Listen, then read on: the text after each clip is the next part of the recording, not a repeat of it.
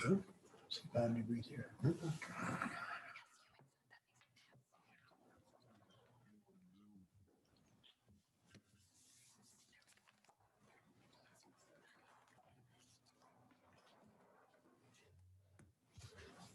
Realize what was on. More about what matters to you with the Google app, like new.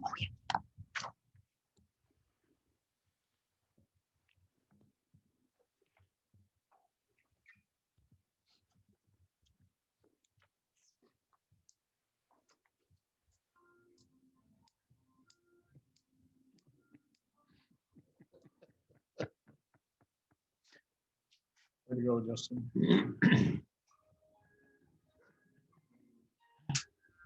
The answer. What is?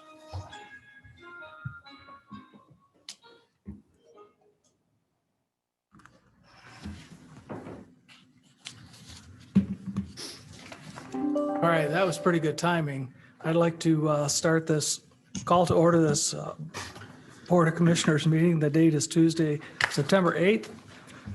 Our invocation today is by Commissioner DeYoung. Please rise for the Pledge of Allegiance and the prayer. Will you pray with me? Heavenly Father, Lord, as our schools are back in session, we pray for our students' safety and all the teaching staff, for all the young people throughout Ottawa County. And Lord, we pray today for all of our military men and women serving in this nation throughout the world. Lord, we ask and pray you will give them safety. And for our farm community, Lord, as the harvest is starting and underway very soon, again, too, we ask that you be with all of our farm community and keep them safe and secure. Lord, we pray today for the decisions that we're going to make for the county and for the residents of Ottawa County.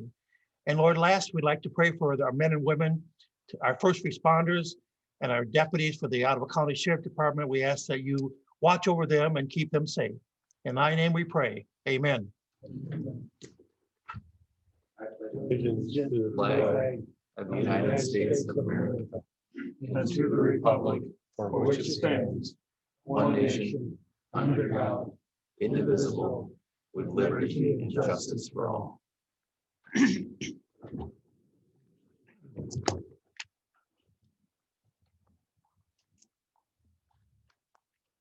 Roebuck, would you call the roll, please? Yes, sir.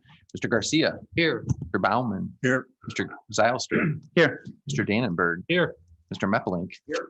Mr. Terpstra. Here. Mr. Holflor. Present. Mr. DeYoung. Here. Mr. Kyers. Here. Mr. Bergman. Here. And Mr. Fensky. Chair, we have a quorum. Thank you. Next thing is presentations and petitions and communication. None from us. Thank you. Next thing on the agenda is public comment. This is an opportunity for anyone in the audience or on Zoom to give 3 minutes comments. We ask that you give us your name and address and speak right into the microphone. If you are on Zoom, we're going to do the public comments that are inside the building first, and then to address anyone on Zoom, we'll ask you to raise your hand, use the hand raising feature, and then we also ask for your name and your address.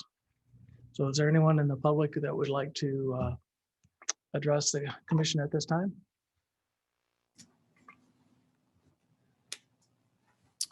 Seeing none, is there any on Zoom? Not at this time, Mr. Chair. Okay, thank you. All right, communication from county staff. We have a couple of outstanding customer service awards. And I would like to have Jill Bannock Albrick meet me at the podium, please.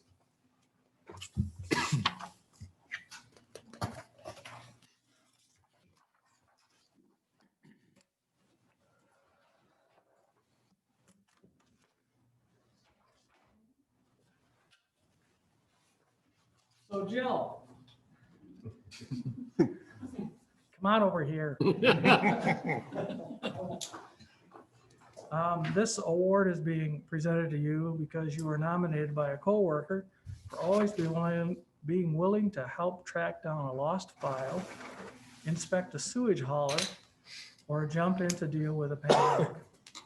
Thanks for all you do, Jill, for Ottawa County environmental health and on-site. Congratulations.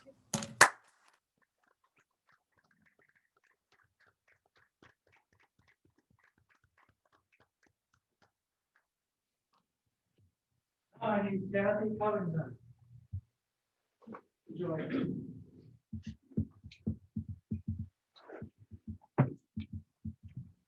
This thing's falling out, so don't lose it. Okay? No.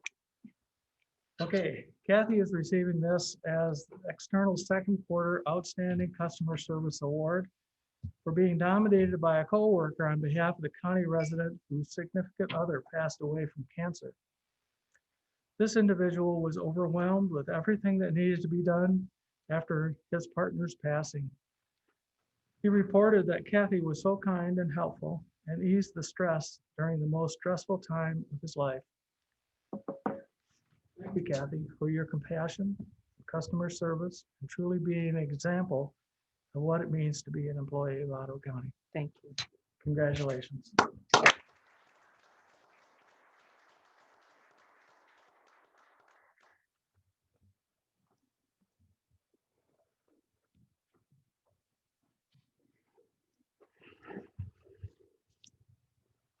Okay, the next thing on the agenda is a public health update. And instead of having Lisa today, I think Al is going to do it for us. Yes, and I'll be doing it because the public health staff is actually at an overcapacity right now, which is going to seem a little odd because the numbers we see out there actually look pretty good. They look like they may even go on a decline. We're kind of, but the big deal right now is school went back into session. And for example, Grand Valley was looking at doing maybe 5,000 tests a week. And they did have 2,200 or something like that the first week, and they had 173 cases. Well, that's 173 cases that our public health staff have to do contact tracing on. And then also there's been cases in some of the K-12 schools. I know they have a lot of communication going with school superintendents right now as well. So just had a little bit of an overwhelmed or full capacity status. So the main thing she just wanted to mention is that. And then also that they are adding, she said a widget, I think it's just a factor maybe on the dashboard to start tracking the student testing and cases so that you can see what those numbers look like as well. So that's what we have today. Okay. Any questions for Al? Might not be able to answer them, but you know. But I can get answers, that's for sure. Yeah, that's right. Okay, our next thing is a legislative update by Bob DeVries from GCSI. Thank you, Commissioner. It's always a pleasure to be here. First, just want to touch on the legislative schedule for the rest of the year. As you know, we're in the second year of our 2-year legislative session. And so when the year ends this year, any pending legislation or anything like that goes away. And so not a lot of time left to get stuff done, which makes for a little bit of a frantic pace in Lansing sometimes. And then when you combine that with the fact that many of the legislators are very concerned about their elections and would like to be back in their home areas working on election stuff, it makes for an interesting quarter. So the legislature is going to be meeting regularly all throughout the month of September, which is not common for an election year. It's necessary because the budget that they typically pass in May and June was delayed just based on the economic conditions that were quickly unfolding in the early days of the pandemic. And so that's what they're going to be in town in Lansing to do for the next 4 weeks, is to write a budget. Once that's done, which should probably take most of the month, and it has to be done in September because October 1 is the first day of the new fiscal year. If there's not a budget done on October 1, there would be a shutdown of the state government. Once they're done with the budget this month, they'll recess until after the election. They'll have about a week of session right after the election, and then they'll take off their typical 2-week break for deer hunting and Thanksgiving. After that, they'll be back in for at least 3 weeks of a lame duck session. There's been some talk about trying to add more of that. A lot of those things depend on political conditions. 2 years ago, we had the biggest lame duck session I've ever seen. as Republicans were relinquishing, their outright control for the last 8 years and preparing for a Democratic governor to come in. And so they wanted to get a lot of things done at the last minute. I don't quite see it being the same way because we already have divided power, regardless of whatever happens with the elections in the House. If Republicans maintain control or if Democrats take control, I don't see a lot of big things popping up that might require, the flurry of several hundred new laws like we saw 2 years ago. But there's inevitably going to be some things done. I think we'll be busy because we lost the busiest 3 months of the legislative calendar to COVID, and they very rarely met. When they did meet, it was for specific COVID-related things, and so the volume of legislating that has happened in 2020 is as low as it's ever been. And so there's people that want to get their stuff done, and I think we're going to see a lot of that moving between now and the end of the year. Pardon me. Like I said, the budget is the big thing. And it's a good thing that they waited until September because the numbers that we're working with today look a lot better than the numbers as we perceived them in March. In May. In May, the Revenue Estimating Conference had the revenue estimates down $3.23 billion from the initial estimates in January. The latest August estimates have that number shrunk down to $926 million. And that's not the size of the deficit. That's the size of how much the revenue estimate dropped. The deficit, as it says, the hole that needs to be filled is about $350 million for next year. And so that's not insignificant, but compared to what we thought it could have been several months ago, it's a really big step in the right direction. But as these economists project out for the next couple of years, it just shows how much uncertainty it is right now. The estimate for next year is that we're about $2.5 billion projected revenue loss for fiscal year 2021, about $1.7 billion revenue loss for fiscal year 2022. Now, I think those economists would even say that it's just the best guess. They got it wrong by $3 billion nearly just a couple of months ago because things are fairly unprecedented economically right now. It was pretty clear that the economy in Michigan was propped up by a lot of money from the federal government, and how long that continues to flow is a question right now. Obviously, there's discussions happening in Washington right now, but tax revenues did not drop as far as people anticipated because people still paid income tax on their unemployment benefits. People still had money to buy goods and services and pay taxes on those things. So next year is just a big question mark, but I think that the budget for the next month that they're writing it won't have to see the deep cuts that we once feared. I do think that the smaller deficit probably means a little bit more partisan wrangling. If it was a really big deficit, it's a little bit easier to get the Republicans and the Democrats together on the same page of everybody just has to take a cut. There's no room to pick and choose favorites here. Not everybody has to take a cut. Some will. Some will still need increases because employment contracts, health insurance contracts, things like that require typically economic increases each year. But there's going to be a little bit of a battle over where that cut comes from, and we'll see how it goes. The other big thing that is kind of dominating Lansing is this battle the Republican legislators are having with the governor over her emergency powers. We've talked a little bit about this, and our governor has issued a number of executive orders, as she is allowed to do under the Emergency Powers Act. But the legislature sued the governor. They've lost each step of the way so far. The Supreme Court is yet to take up the case, but it should sometime this month, I think we anticipate. But running parallel to that is a fairly large signature gathering effort to pass what is called an initiated legislation. If the leaders of this effort gather enough signatures, then the issue gets presented directly to the legislature. And if both the House and the Senate pass it, it changes the law without the governor having any say. So this has happened a number of times in the past. You may recall, a decade and a half ago, I suppose, when the single business tax was repealed, just 2 or 3 years ago when the prevailing wage was repealed. There's been a number of other more controversial things that have used this method, specifically just to get around the governor if the governor is opposed to an issue.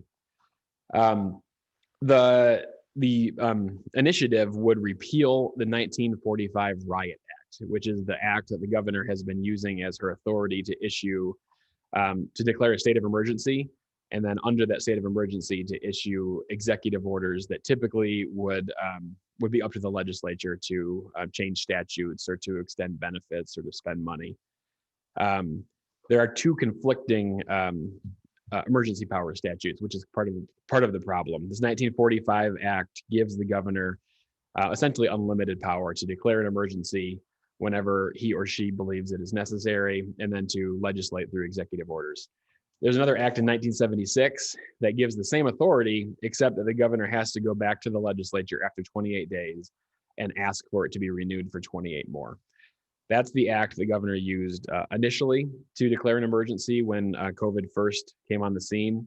And the legislature did vote to extend that emergency one time. When they declined to do so for the second time, the governor changed which act she was using, move forward. So the legislature is doing their best to try to get rid of that 1945 Act because they believe that that's the way to balance out those executive powers. And I think that this effort is going to what happens in Lansing. I think the signature effort has gone a little slower than they thought. There's going to be a time crunch.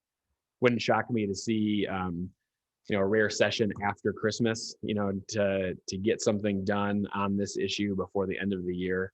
But other than that, I don't see a large legislative effort on anything kind of in the controversial area.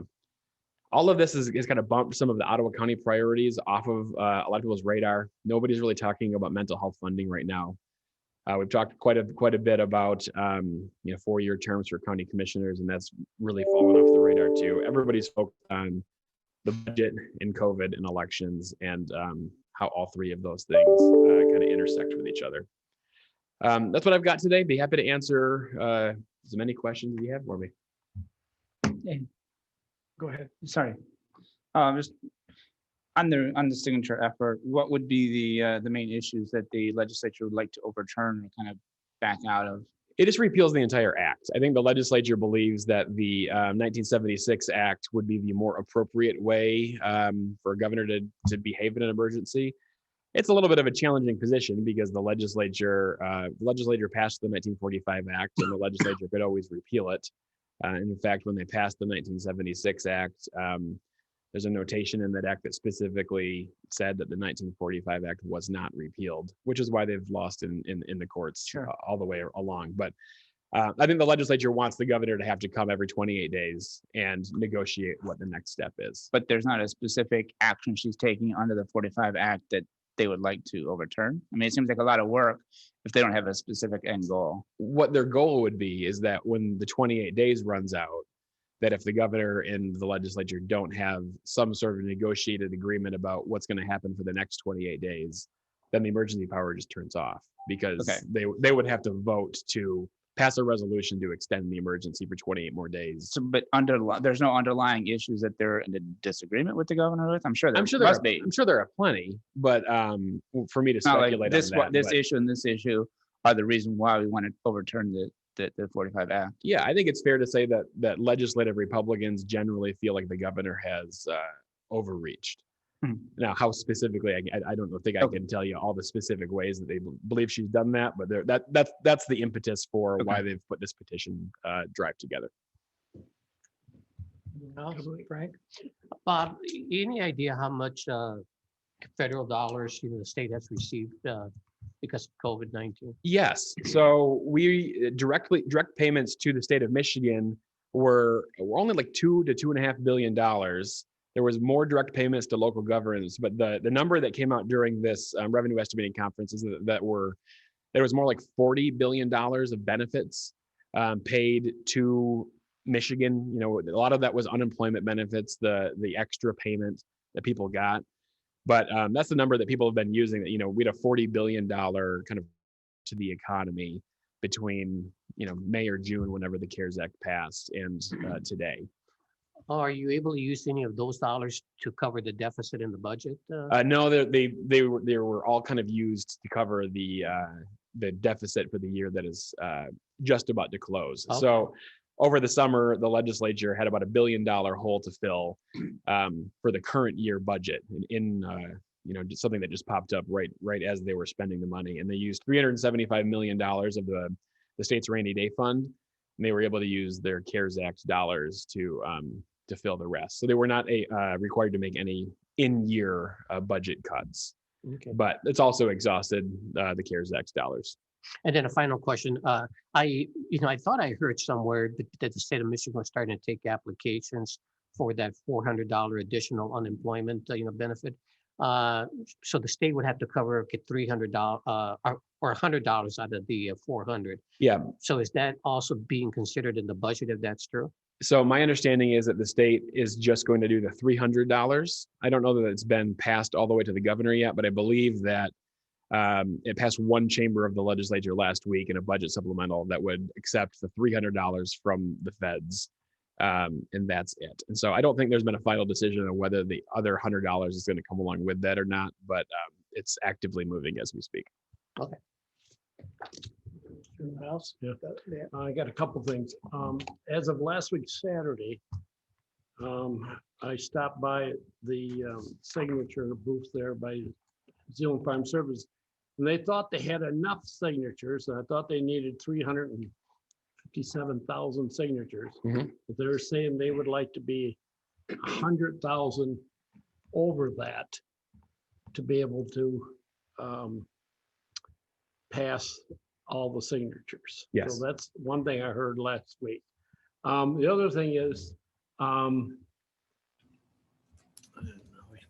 knew I should thought that one through. Should have written it down. Yeah. All right, anybody else while he's thinking? On the signatures note, Commissioner, that's pretty standard. I mean, I don't remember what the specific issue was, but Michigan Right to Life had tried to do this on a different issue earlier this year, and they came up short because they didn't give themselves enough of a buffer. And so whatever their issue was never presented to the legislature, wasn't put on the ballot because if somebody signs it 3 times at 3 different locations, you don't typically know that until the signatures show up at the Secretary of State's office and they start to examine it. Or maybe this person wasn't a registered voter, or maybe they just filled it out improperly, or somebody signed the circulator line incorrectly. There's lots of reasons why things get invalidated. So I'd heard that the goal was 500,000, which is pretty typical for something like this, which would give them 100,000 plus buffer. The challenge will be if they can get to that number. It's not a fast process to go from we show up at the Secretary of State's office with these boxes of signatures to getting done. It's got to go through the Board of Canvassers. They got to count all these signatures, or at least a big sample of them. There'll be court challenges. And so that's why there's a little bit of a race, because if the Democrats would take the House, which I think is a distinct possibility, then the ability to pass this through both chambers of the legislature kind of goes away. And so there's a little bit of a time deadline for the end of the year, which is why we could see something like a December 30 or 31st session to try to finish it up. Revenue sharing. Yes. For the townships and the cities and even the county. What are you hearing? Same, less? What we're hearing is that everybody has to be prepared for a cut. I think that generally revenue sharing is something that both Republicans and Democrats agree is important. And even last year when the budget was a little bit tighter, we still got a decent increase. I would expect that the increase is going to be a little more challenging, but I would be surprised if we had some sort of disproportionate cut to county revenue sharing. Okay, thank you. Yes, Greg. Bobby threw out some real big numbers coming to the state of Michigan from the federal government. And I trust that's coming from, all the states across the nation. No one's talking about how we're going to pay that back. Have you heard anything about where this money is going to come from for the next? I'll happily refer you to Congressman Heisinger's office, Commissioner. Well, no, I mean, not at the state level, at least. I think that people understand that we're in an emergency and that people in Washington are doing their best to help us out. But you're right, that's certainly a long-term concern. Okay, thanks. Anyone else? If not, thanks. Thank you. All right, 2021 budget presentation. Karen, you're up.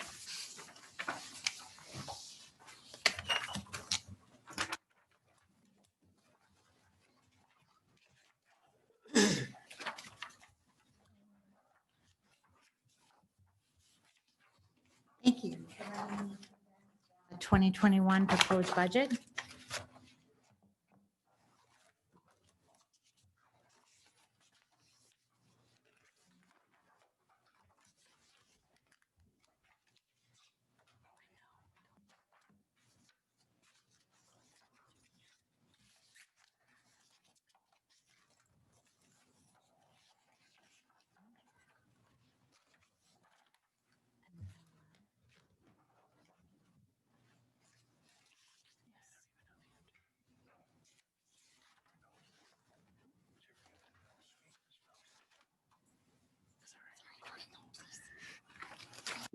You want the Jeopardy theme? All right, Rachel, you're doing okay. There we go.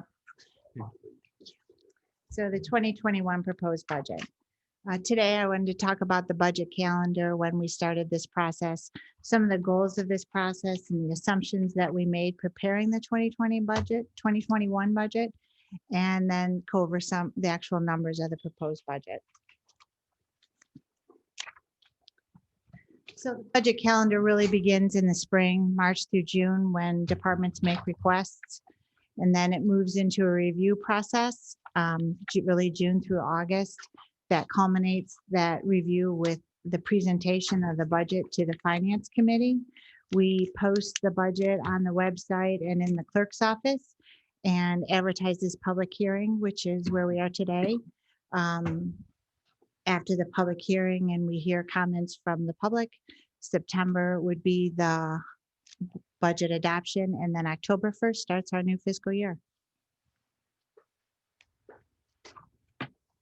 This year, the goals of the budget process, usually there's quite a few more listed here, but when the pandemic hit in March, quickly became known that one of the goals was preparing the budget during a pandemic, and really the budget training was done remotely. So a lot of people logged in and were trained and found out some of the challenges or what they had to consider as they were preparing their request for 2021.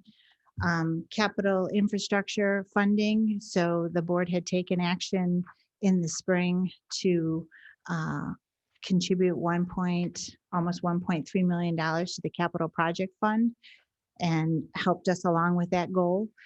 We always review the tax rate and then balancing the budget. And then I'd also like to just really give a shout out to public health in the middle of all of their extra work in contact tracing and everything else that they had going on. The managers really came through and made their budget requests. We assisted them, but really doing that when they were under so much pressure with everything else happening in operations was greatly appreciated. The 2021 budget assumptions. So worked with equalization in the treasurer's office, and we included a 3.5% increase in the taxable values in the budget assumptions. We had optimistically increased and submitted a 1.8% increase in state revenue sharing, which is $90,000, and understand that that could be flat or turn out a little differently. We're still waiting to hear the outcome of that. Local Community Stabilization Authority, that's the reimbursement for the personal property tax changes. We increased that to $200,000 to $1.5 million. We're starting to get some years of history. So that I believe is a pretty sound adjustment. The way that it worked, we had done a few years, the numbers changed and were increasing, and then we had a correction. So then we had a really good year. And so now I really think it's stabilizing. The 2021 budget proposes a 3.9 mil tax levy, which is the same as the current year. And it also continues to commit that 0.3 mil to the retirement funding. The budget includes a January 1 salary COLA of 2% and health insurance increase of 3%. You know, we're challenging, we're watching the state budget, we're interested in how they're going to handle state revenue sharing, among other things, and just the national economy, investment performance, and then capital project funding. The tax levy at the 2021 budget continues to the long history of Ottawa levying below the maximum amount authorized. The proposed budget based on the 3.9 mils. This is 0.4814 mils less than the maximum authorized. So that orange section on this slide shows the amount additional mills that could be levied, and the value of those mills is $6.2 million. $6.2 million that we're saving residents by not levying the entire mill, the entire authorized amount. So now for the 2021 proposed budget. So this is shown by fund type. So this is accounting terms. The general fund is the main operating fund of the county. Special revenue funds are really funds that have restricted revenue for a specific purpose. And the funds that we receive for that need to support that purpose. The debt service is where the county makes all the bond payments. And then the capital projects fund is where we fund capital improvement projects. So the general fund, the definition of a balanced budget is revenues plus reserves equal appropriations. So in the general fund, there's a $91.6 million revenue estimate, and then a use of reserves to equal appropriations of $92,959,748. With regard to the use of reserves, the county has a long history of appropriating reserves to offset department underspend. So then we come in more accurately of where we expect, about $1 million. And then the other use, the $296,719, that's a planned use of restricted funds in the general fund. So donations that were provided to the county in prior years that have to be used for something specific. Well, this year we're using it. So the use of reserves is not the unassigned fund balance that we build our fund balance policy around. This budget is in 100% compliance with that policy. But so there, I just wanted to take a minute to explain that use of reserves. In special revenue funds, the same thing, revenues plus reserves equal appropriations of $105,541,950. That use of reserves, those are restricted funds for that purpose. So the use of $1.3 million is used specifically for this purpose. It's not unassigned fund balance that makes us fall out of our fund balance policy in any way. The total budget for the county then is $205,805,327. Where the revenues come from. So really three main sources where we receive our revenues for the county: taxes, intergovernmental revenue, and charges for services. So taxes are tax revenue, and that really includes county operating, CMH, parks, the road commission, and a dispatch authority represent 33% of our budget. Intergovernmental revenue is grants and payments from the federal or state or local.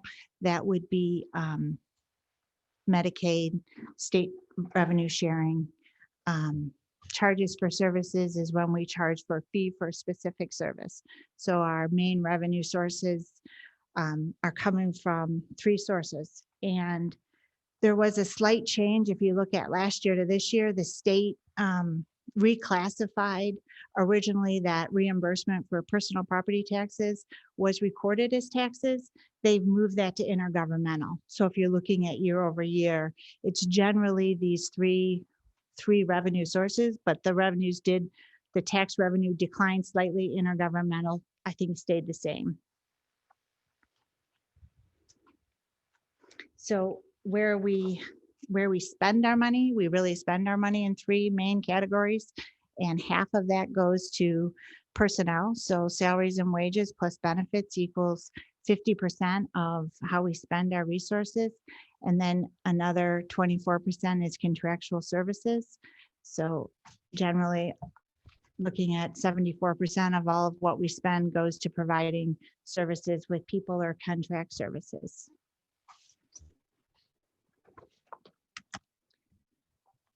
When you look at the county's 2021 proposed budget and you come to 2020 and you subtract out duplicating transfers, there is a 9,176,000 increase year over year. So just comparing the two, there's a $9.1 million increase. To cover where that increase is really from is that these main categories. So in existing staff, this is the 3% COLA, the benefit, or the 2% COLA, excuse me, 2% COLA, and the benefit changes that were budgeted, along with any steps or normal current contract increases that employees were eligible for. New staff detailed really on page 40 of your budget summary distributed. Countywide, we're proposing to add 5.5 FTEs and eliminate 4 deputies from the SWAT program when the SWAT program was eliminated. So there's a total net increase of 1.25 FTE. CMH really has a number of areas that we see increasing in estimation in how we estimated the 2021 budget. CMH services increased almost 4 million between Medicaid and grants. The state was trying to equalize the distribution of Medicaid. 2020 was the first year, 2021 is the second year. So they had said, oh, we're going to equalize this.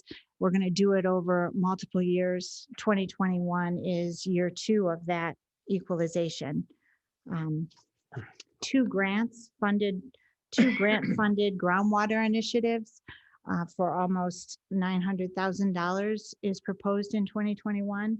And then Park has set aside $1 million for the Bend expansion, which is included in their capital improvement plan that has been presented to the Parks Commission and approved and part of their master plan.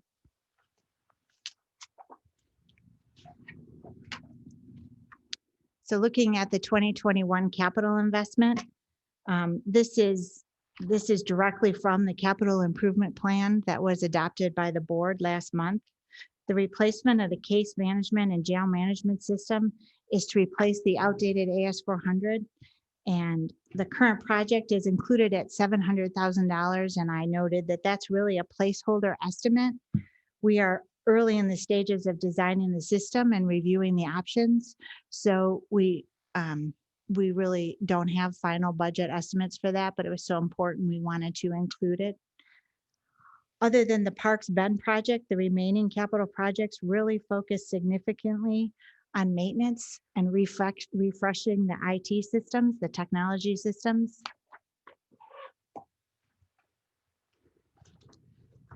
So the next step after the public hearing today, a draft resolution and appropriations act is included in your packet, and that draft will be presented to the Finance Committee on September 15th.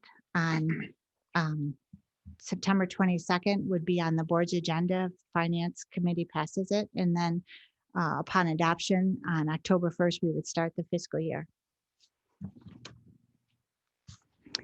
Each year we submit our budget to the GFOA, and again in 2020 we received the Distinguished Budget Presentation Award. The budget represents a countywide planning effort and would not be possible without the leadership of the Board of Commissioners, administration, and elected officials.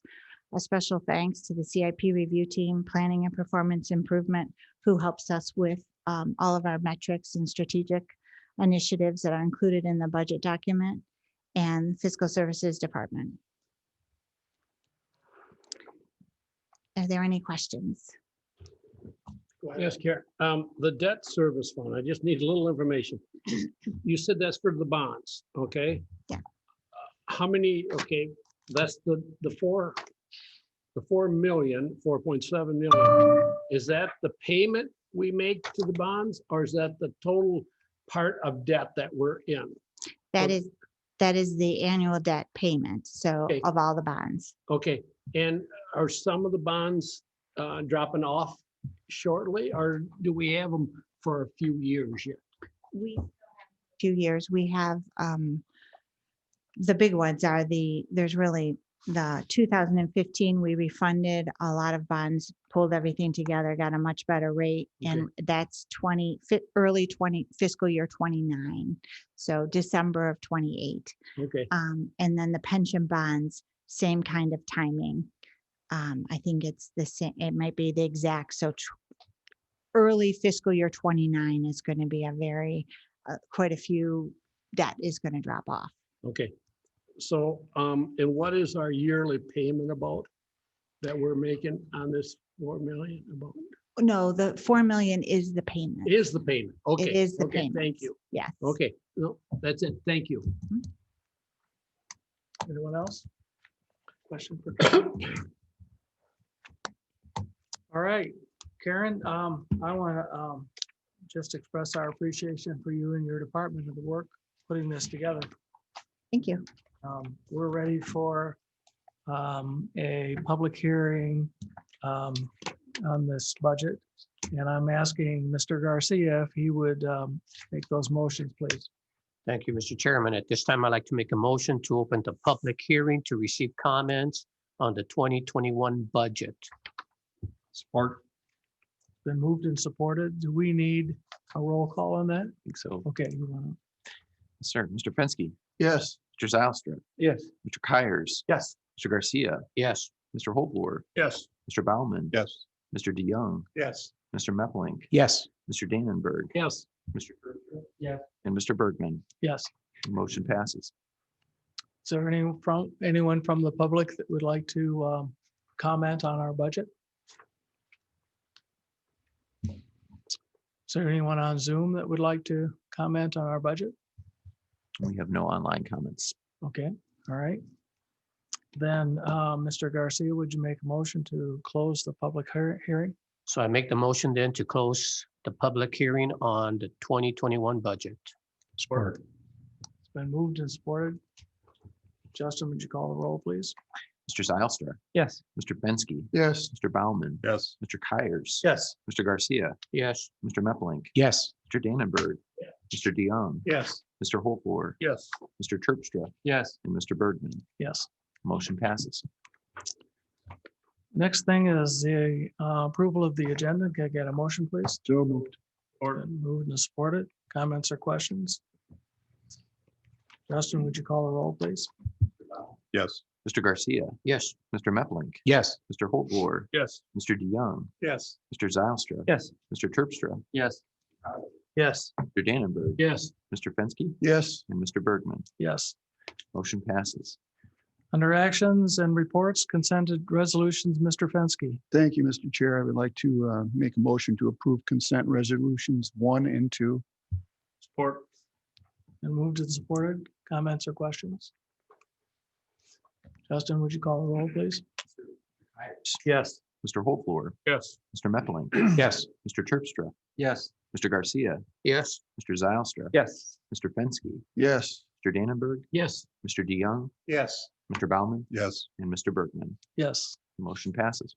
Action items, none. Appointments, none. Discussion items, none. Mr. Vanderberg.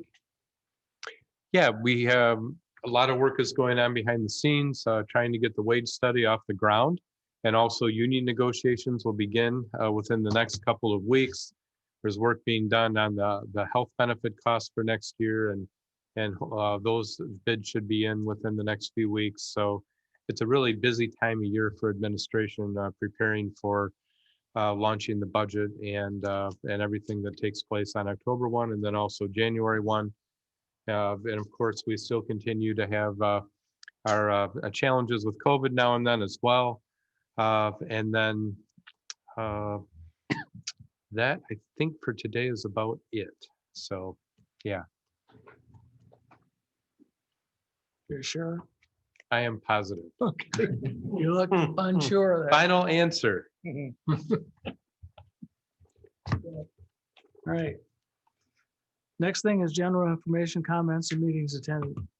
Commissioners, anything? Got one thing, Mr. Chair.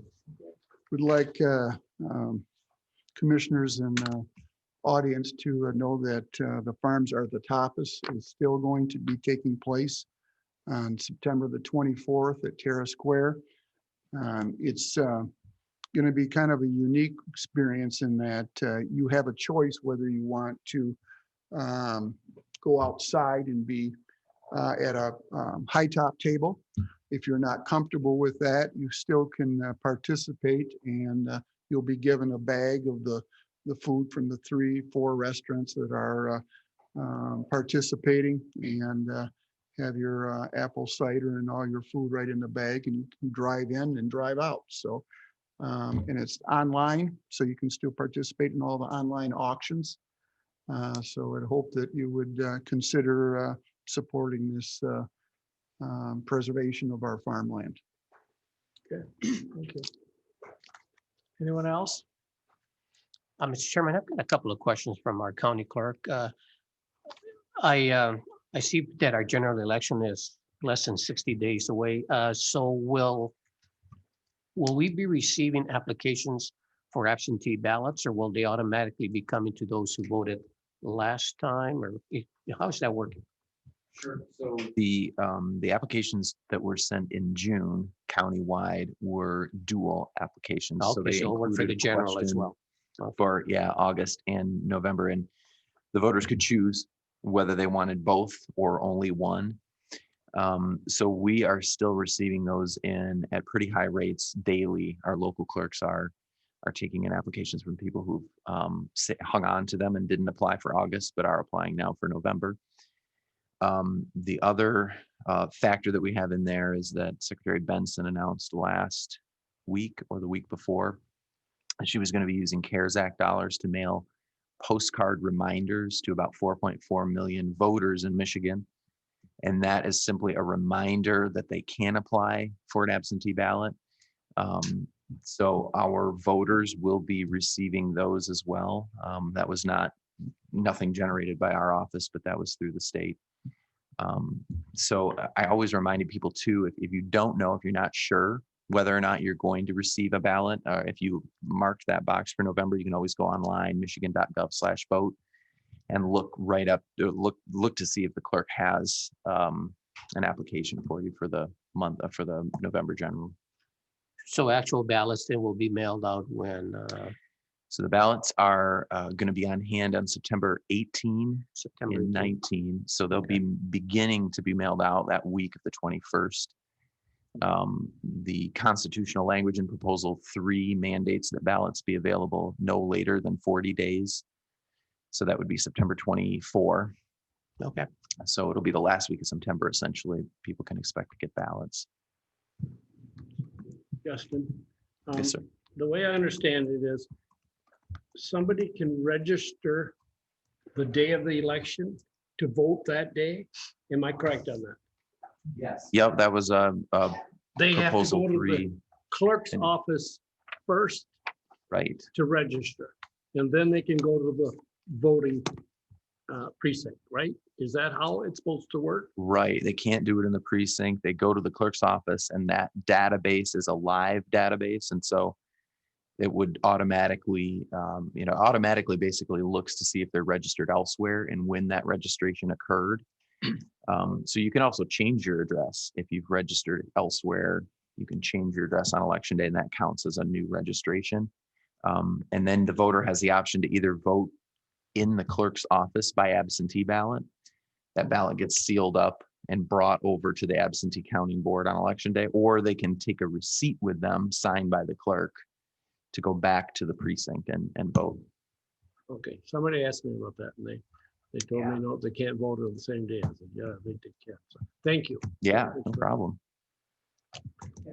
To follow up on that, the tracking system for absentee ballots in August, how robust was that? I mean, a lot of people have been talking about it, but is it actually like UPS tracking, or is it, not as robust as you might like? It's not, and there are a couple beta projects going on right now. The state is sponsoring, as well as a couple of nonprofit organizations nationally, and we're encouraging our clerks to participate in that more intensive tracking. But what the state's ballot tracking does, if you go on michigan.gov/vote, it'll tell you about 4 things: whether your app was mailed or received, or whether or not your ballot was mailed or received.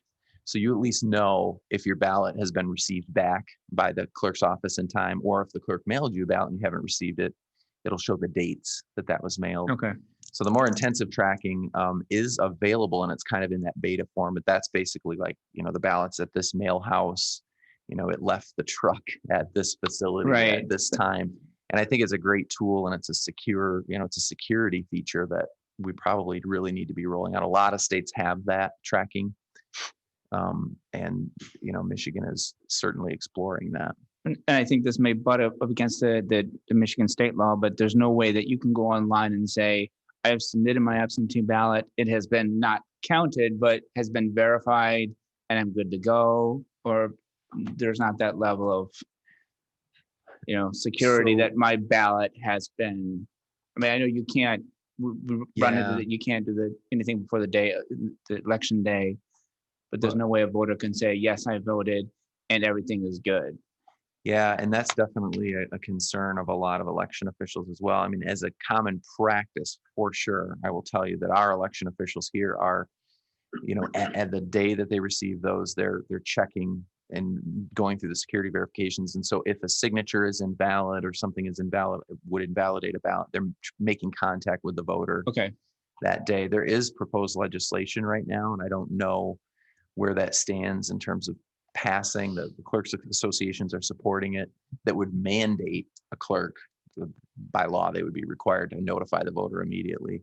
That's why we always tell people, put your email and phone number on that application. So at least the voter can say, my vote has been received, my signature has been verified as of X date.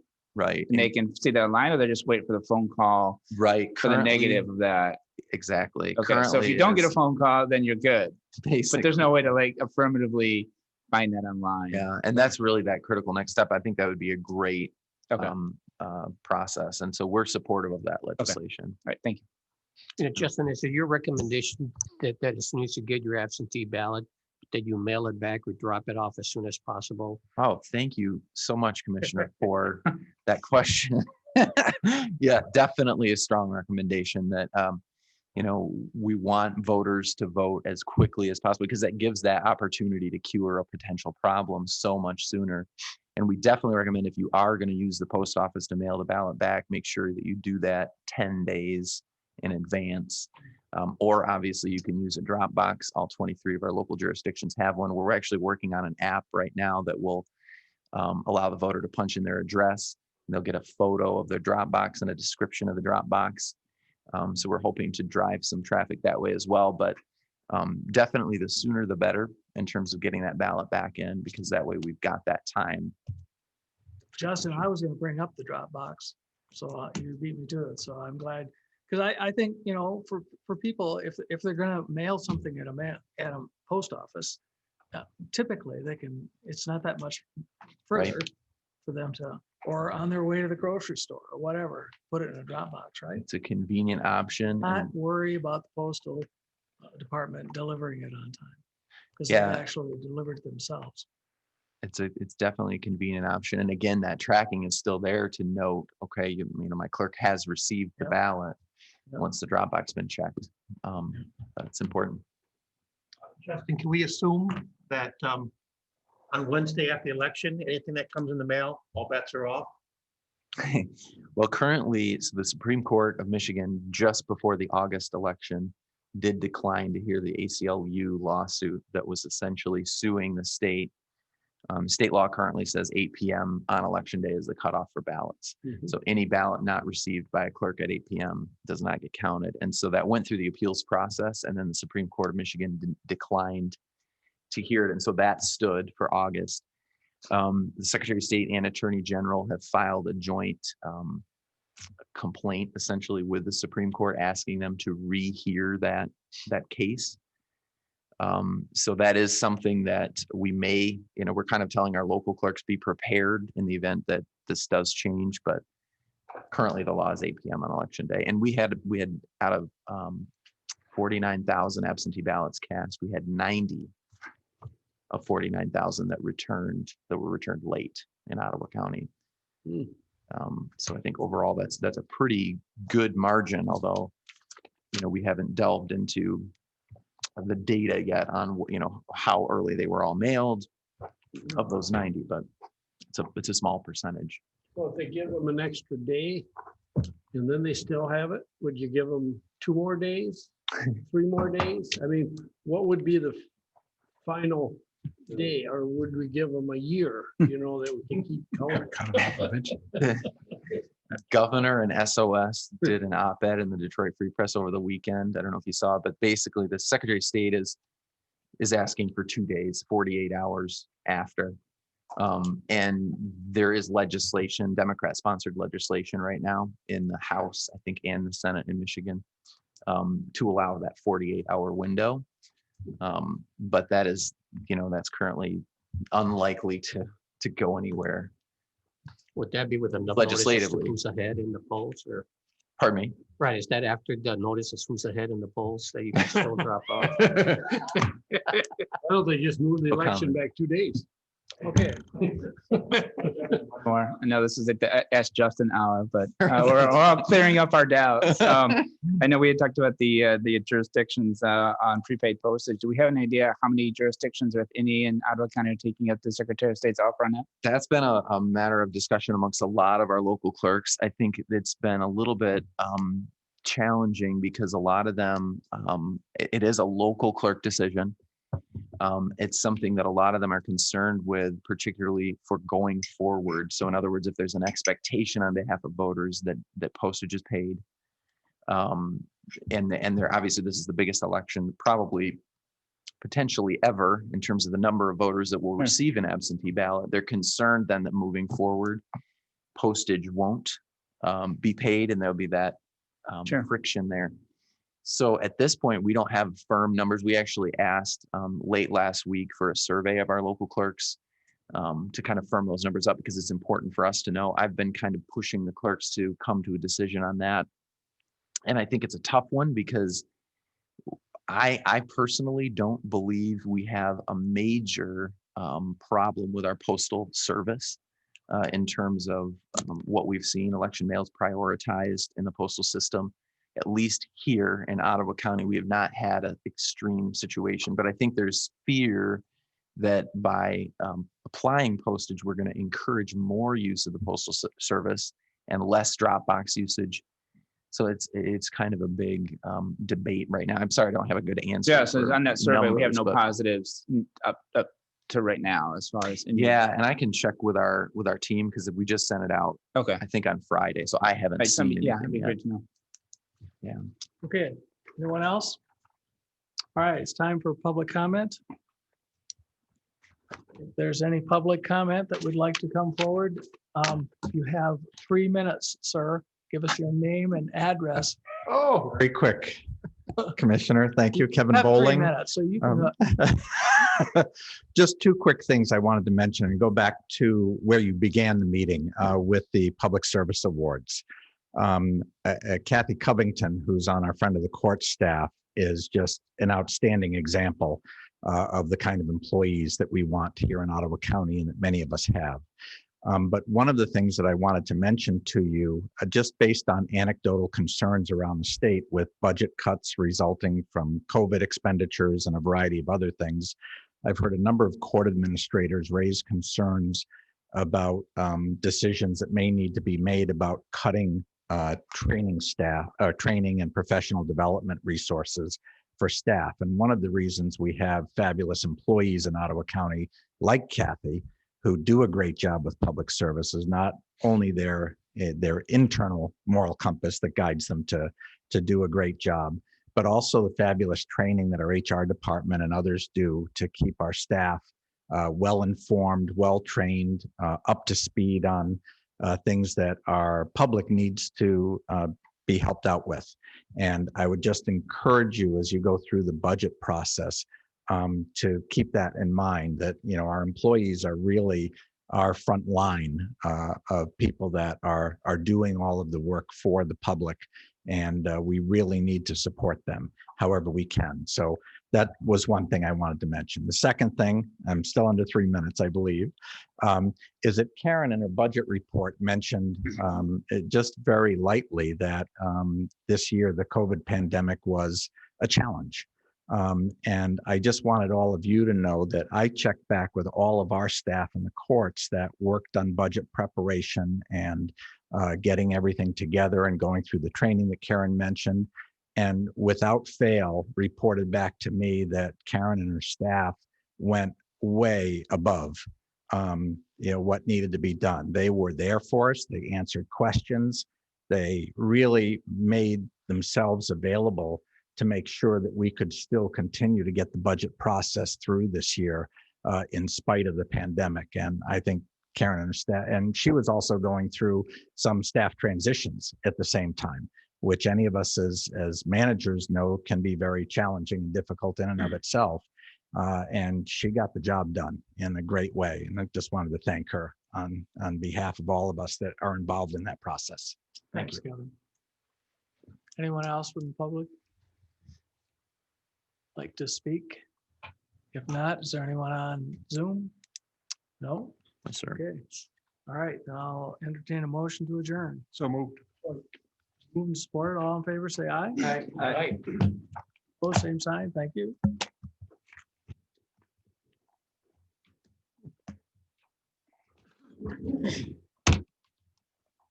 Yeah.